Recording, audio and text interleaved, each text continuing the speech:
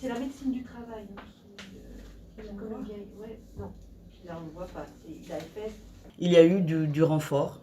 Il y a eu des confrères de ville, d'autres spécialités qui ont été sollicités, qui se sont proposés, donc qui ont prêté main forte, ce qui a permis effectivement de faire face au mieux. Ils regardaient les protocoles en disant vous êtes parti plutôt sur le plaquenil que sur le caletra. Am venit să dăm o mână de ajutor colegilor noștri medici de adulți care au luat toate măsurile pentru a transforma serviciile ospitaliere în servicii COVID și care muncesc de o lună de zile de manieră intensă.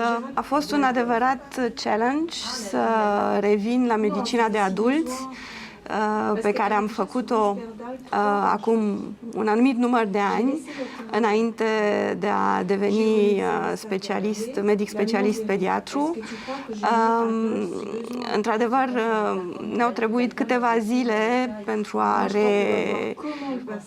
ne repune la punct cu patologiile specifice adultului, specifice în infecțiile cu COVID.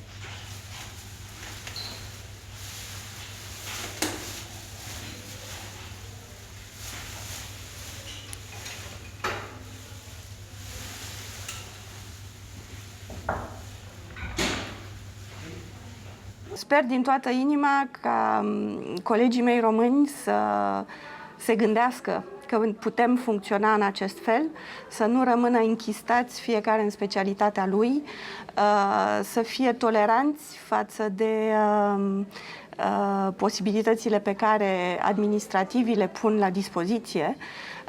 Au fost zile în care am lucrat nu întotdeauna îmbrăcați din cap până în picioare în protecția COVID.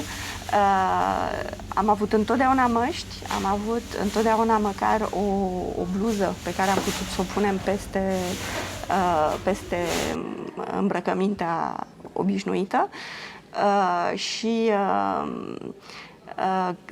sper că în România colegii mei vor încerca să se depășească pe ei însuși și să depășească condițiile care uneori nu sunt 100% ceea ce și-au imaginat că ar trebui să fie.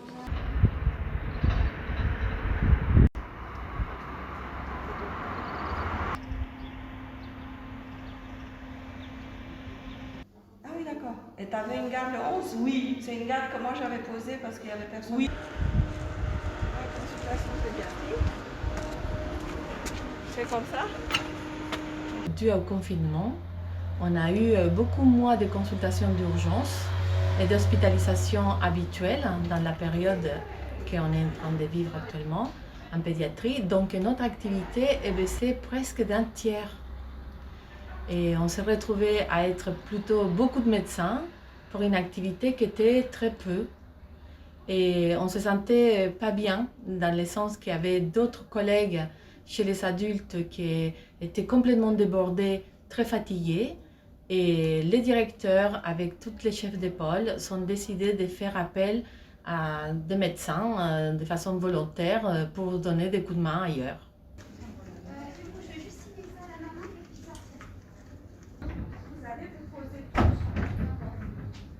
Ce qui a été difficile, c'est de savoir comment leur parler aux patients.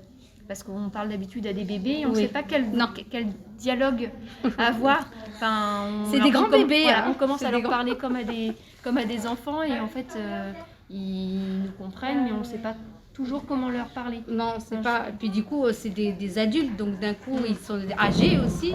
Et en fait, il faut s'adapter en fonction d'eux, que nous, on ne connaît pas. Donc, les équipes nous ont appris comment gérer un adulte, quoi. On sent qu'on fait notre métier avec passion. Et alors moi, personnellement, quand je rentre chez moi, je suis fière d'avoir été bosser. J'espère qu'ils vont valoriser le métier qu'on a. Ce métier difficile aussi, c'est un métier difficile. Et que j'espère qu'ils vont valoriser notre métier. Qu'on ne sera pas applaudi juste pendant l'épidémie. Voilà, c'est ça.